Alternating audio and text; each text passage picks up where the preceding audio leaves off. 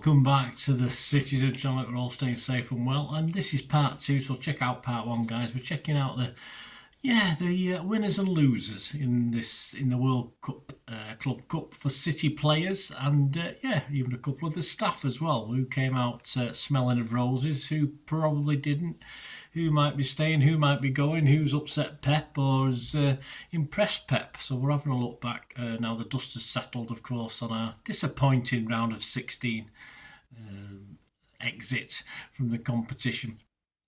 And the Manchester Evening News have done a winners and losers as well, and a briefer version. So this is a more in-depth version, guys. So including stuff from the Manchester Evening News, my own personal observations, Sofa stats as well, Sofascore stats. So please enjoy and check out part 1 as well. We're on to part 2, where I'll look at some more players in this one. There's the officials coming to the last one, but this is part 2. So let's get on with part 2. We'll start with Gvardiol. Approximately 136 minutes on the pitch at this Club World Cup.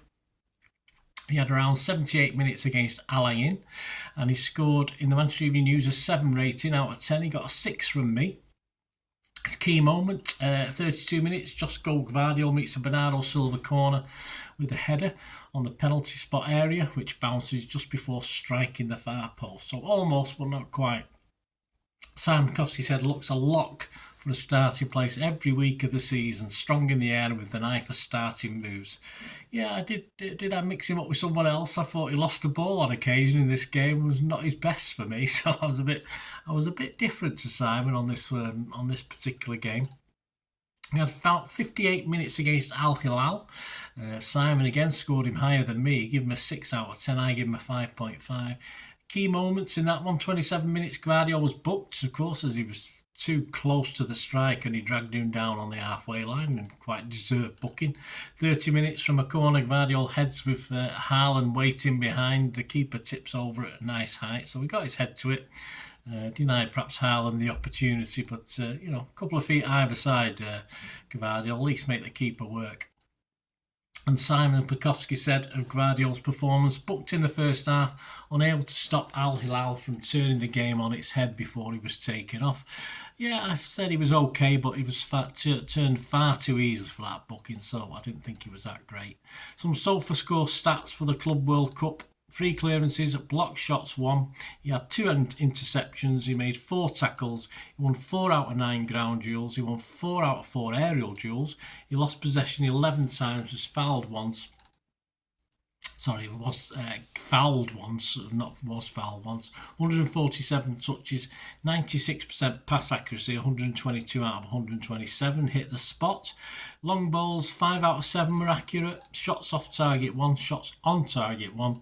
Dribble pass once, he had 1 dribble attempt himself, which he failed at. He hit the woodwork once as well. Yeah, I think most fans had this guy down as player of the season at City last season. Not too many minutes in the US this time, which was odd. Perhaps Pep wanted to see to give him a rest. Probably deserved a rest after last season. He did a lot of minutes, didn't he? And he knows. I think he knows as much as he wants to know about Gvardiol. So I wouldn't read too much into the fact he didn't have a lot of time. And surely he's a big part of City's now new centre back lineup. Of course, with cover at left back now been found. So Gvardiol will revert. We probably think, I think Simon Pekowski said it, more into that centre half role. Right, next guy up, we're doing this in sort of order of how many minutes he's spent on the pitch in the Club World Cup, is Foden with approximately 163 minutes.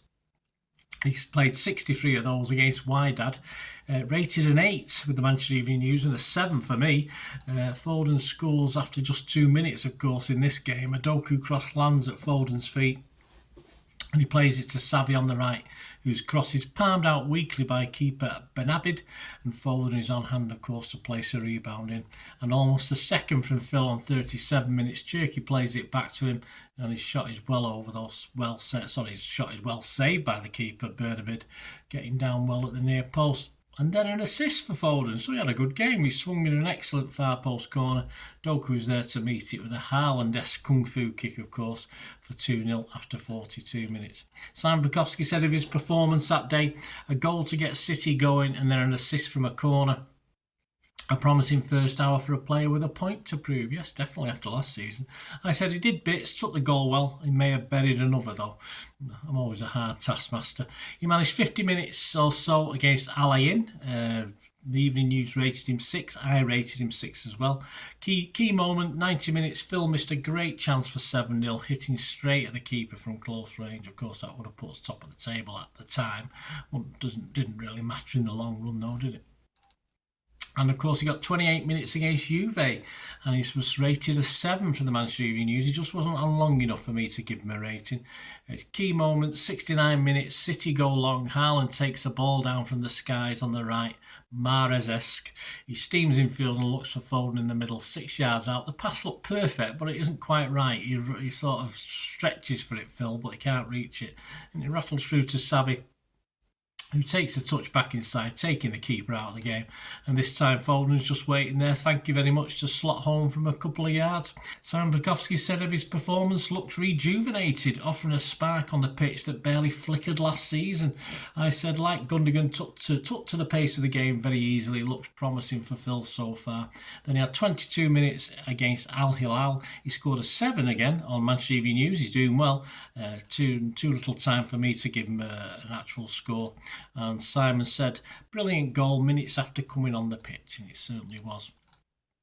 Sofascore stats, goals 3, assists 1, 132 touches. His pass accuracy was 95%, 92 out of 97. 3 key passes.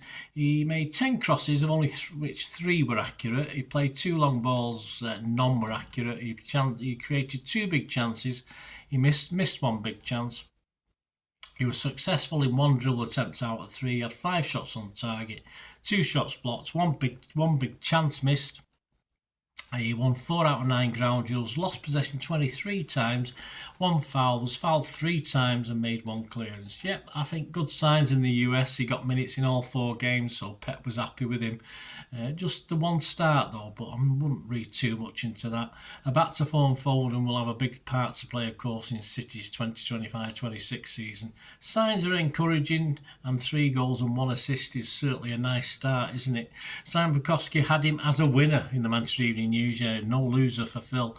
He said, finally a smile on his face, and it felt like the Foden who would make things happen when on the ball. Yes, certainly a lot better for Phil. So happy days. Let's hope he progresses and carries on next season. Right, on to Nathan Aki, who got a total of approximately 175 minutes. 99 of those were against Wydad.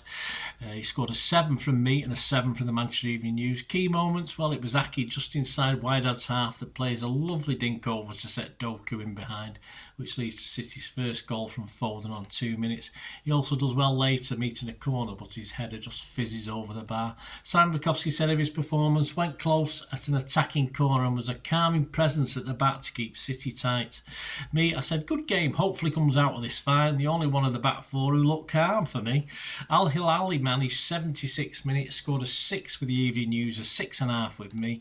Key moments on the against Al Hilal on 117 minutes, so he left it late. Aki block has never slided in at the far post. He stopped it being 5, that was sure. Simon Bukowski said of Aki, such a threat from corners in opposition boxes, although that matters less when defensive set pieces aren't good enough. Well, I don't think we could blame Aki particularly for that one. Me stepped up a couple of important blocks and tackles, was behind Koulibaly for his goal, but not exactly to blame, I didn't think, for that. I think Simon probably put a little bit more blame on his shoulders. His Club World Cup Sofascore stats, 6 clearances, 2 block shots, 2 interceptions, 1 tackle. He won 2 out of 7 ground duels, won 4 out of 9 aerial duels. He lost possession just 5 times, was fouled 3 times, 153 touches, 98% pass accuracy, 132 out of 135. He made 2 accurate long balls out of 5, 1 key pass and 1 shot off target. I think Aki is everything City need if he stays as a great squad player. Simple as that. He can play central and full back, and also be a threat up top as well. We just need him to stay relatively injury free. He had a bad season last season. Now that he did have a poor injury record before he came to us, but that had improved. But at age 30, perhaps these injuries may begin to ramp up from now on. But yeah, I mean, he never lets us down, Aki, or very rarely lets us down. So great squad player. Let's hope he's fit enough for next season and keeps fit as much as he can. That brings us on to, well, the enigma, the guy that probably without him we struggled, didn't we? Rodri. He managed 191 minutes, although it didn't end so well, did it? He made 36 minutes against Wydad. Evening News scored him a 6. I just give him a 5. Key moment, 93 minutes. Rodri had a rusty introduction, does what he does best and nips in to win the ball and plays it through to Haaland, who gets him behind the defence, and it's just the keeper to beat, but he can't. So almost set up Haaland there. Simon Kowski said of his performance, or his cameo, some signs of rustiness, but to be expected. I said I thought he was shocking. There you go. But things did get better. Alaini managed about 34 minutes. A 7 from the Manchester Evening News, a 6.5 from me. A key moment in that one, 84 minutes. Bob comes up on the blind side of the Ain defence and Rodri finds him with a lovely through ball. Bob gave the keeper the eye, looked far and finished at the near post. Simon Bukowski said of his performance, more signs of rustiness but a nice assist for Bob. Me, I said, needed a bit of WD-40 sprayed on his legs and feet at the moment, but an assist was welcome. Rodri-sized baby steps, I did say. On to Juve, where we both rated him quite highly. He managed 69 minutes. I give him an 8.5 out of 10. And the Manchester Evening News, Simon Bukowski, gave him an 8 and said, easily his best performance since he returned, looking more up to speed with the game and keeping City pushing forward. I said I was worried, but the fact of the lack of physicality from Juve made it easy to look like the Ballon d'Or winner Rodri was this early in his comeback. 8.5 is tremendous. I give him an extra half due to the circumstances. He and Reinders may be interesting this season, I did know at the time. And of course he managed 52 minutes, although he was subbed. He was a sub that was subbed, unfortunately, against Al Hilal, and he scored a 6 from me and a 6 from the Manchester Evening News. Rodri, Simon Kowski said of Rodri, looked to settle seamlessly, but his passes got looser as he tired and he was taken off in extra time. Well, I think he was feeling something, wasn't he? For me, I said he looked good, then didn't, and he was sacrificed by Pep, but we didn't know that he'd actually been feeling an injury at that stage.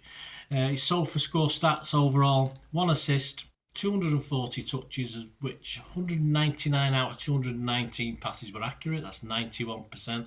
4 key passes, one cross not accurate, 7 accurate long balls out of 9, 2 shots blocked, 1 big chance created. He had 3 dribble attempts, of which 2 were successful. He won 7 out of 11 ground duels. He didn't win his only 1 aerial duel.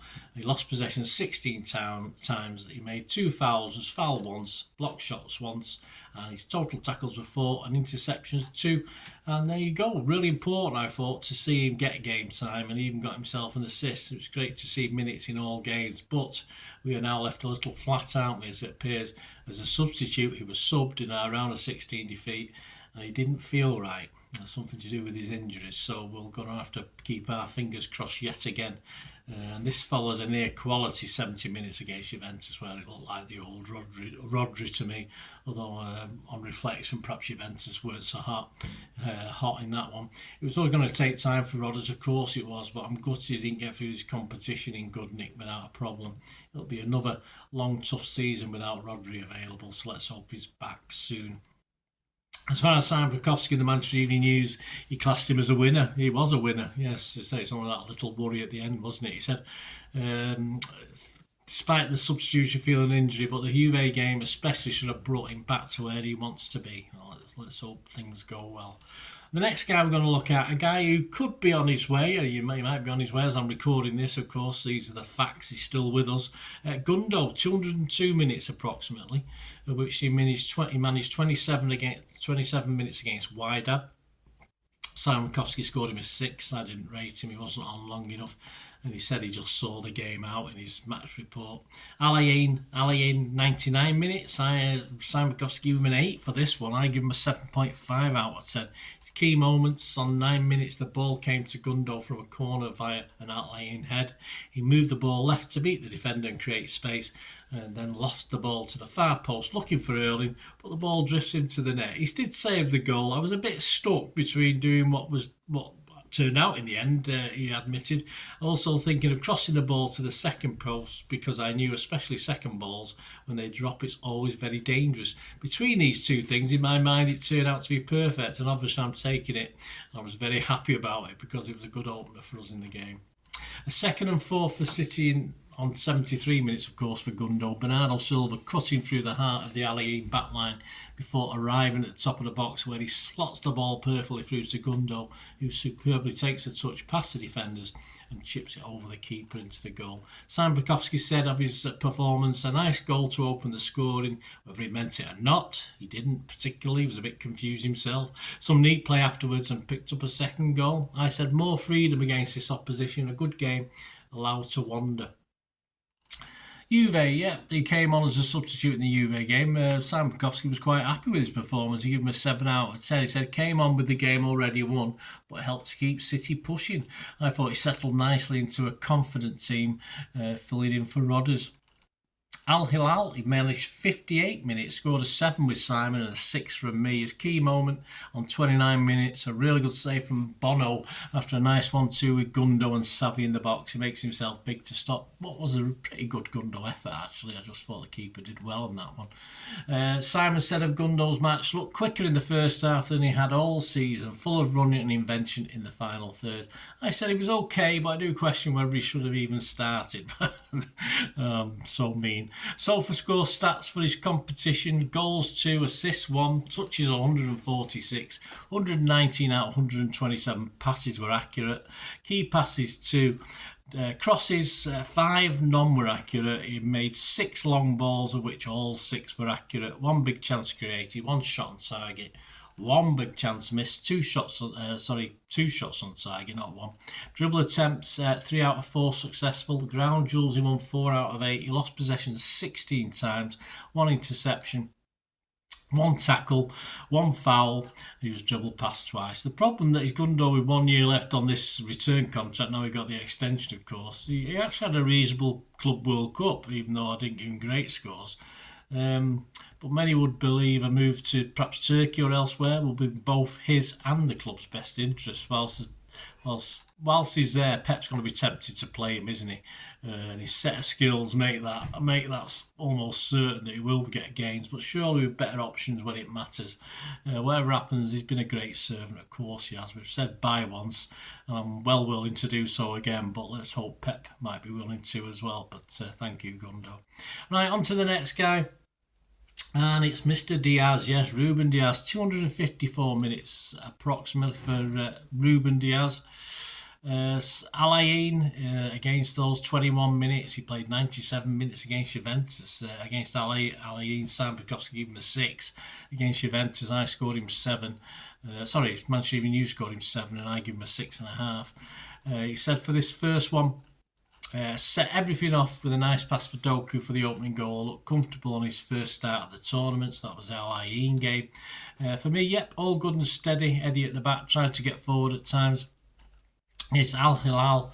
Yes, key moments in that game. 136 minutes, of course, with all the injury time and extra time. This Manchester United just give him a 5, Ruben Diaz, give him a 5. I scored him a 7 for this one. His key moments, 56 minutes, a penalty as Diaz slides in, but fortunately their player was just offside in the build-up, so we did breathe a sigh of relief. That was his main big error. He did a lot of good things for me. 85 minutes, he even had a shot, but it was quite easy for the keeper to tip over. The Manchester Evening News said of Diaz's performance, lucky not to give away a reckless penalty in the second half and showed indecision when he needed to step up. I said, thought he was very good at times apart from the non-penalty, put his body on the line as usual.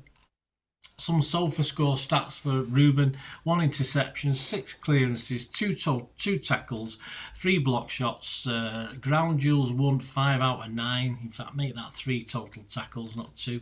Aerial duels won 2 out of 5. He lost possession 15 times, 5 fouls, 270 touches, 232 out of 247 passes were accurate, giving him a 94% percentage. Key passes 1, long balls 2 out of 3 were accurate, shots on target 2, shots off target 1, and he missed 1 big chance. I think that was the header, wasn't it? Yeah, Ruben Diaz is not universally loved these days. There's a lot of disrespect for Ruben from certain City fans, but it does remain a key part of, and Simon Bukowski, but it does remain a key part of City's defence, and we and other teams know his weaknesses, but he's always willing to put his body on the line for City, and that should still give him credit in the bank, surely. With Gvardiol now released to be centre-back, and others available. It'll be interesting to see who's Diaz's partner is, or whether he's a partner to anybody. Of course, I think it'd be interesting if Pep, he's still one of Pep's go-to central defenders. I mean, Gvardiol and Diaz is fine for me. It does lack a bit of pace, as long as we've got pace in the right back spot and the left back spot, or perhaps in the DM role. We need a little bit of pace there. But it'd be interesting to see what Pep's centre-half pairing is for this season. At the moment, I'm not 100% sure that Diaz, certainly for a lot of people, won't be part of that. But he'll still be there. He's going to be a vital squad player. And as I said, for me, he never lacks commitment. So I'm glad he's there. So there you go, guys. Join me in part 3 for the next batch of winners and losers, the positive and the negative from the Club World Cup.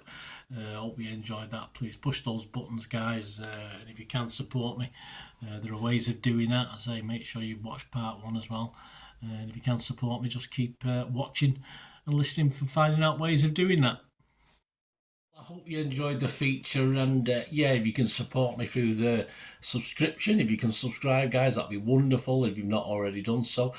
We do actually have memberships at the moment, just 99p a month, so you get access to all my City stuff, including all the history vlogs, dozens and dozens not been published yet that you get immediate access to, and every time I do a edit and do a vlog, you get immediate access to it as well. So you can have a copy of scripts as well if you want any hard copy of the sort of things I do on matches and teams and managers and players, etc, etc. So if you can join the membership, that'd be wonderful. We do fine. And yeah, if you want to support the channel just by watching the ads, that helps. Watch the ads, let them play through while you just have to check your phone or something, let it play out.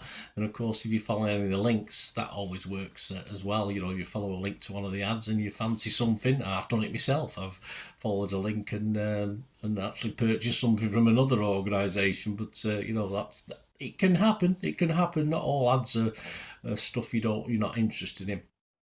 And of course, if you can give us a like, guys, that would be absolutely fantastic. All likes are much appreciated. Anyway, thanks for watching. Until the next time, of course, I only ever ask one thing, don't I? Please, I ask you all to stay safe, especially you Blues. Until the next time, come on, City. Bye for now.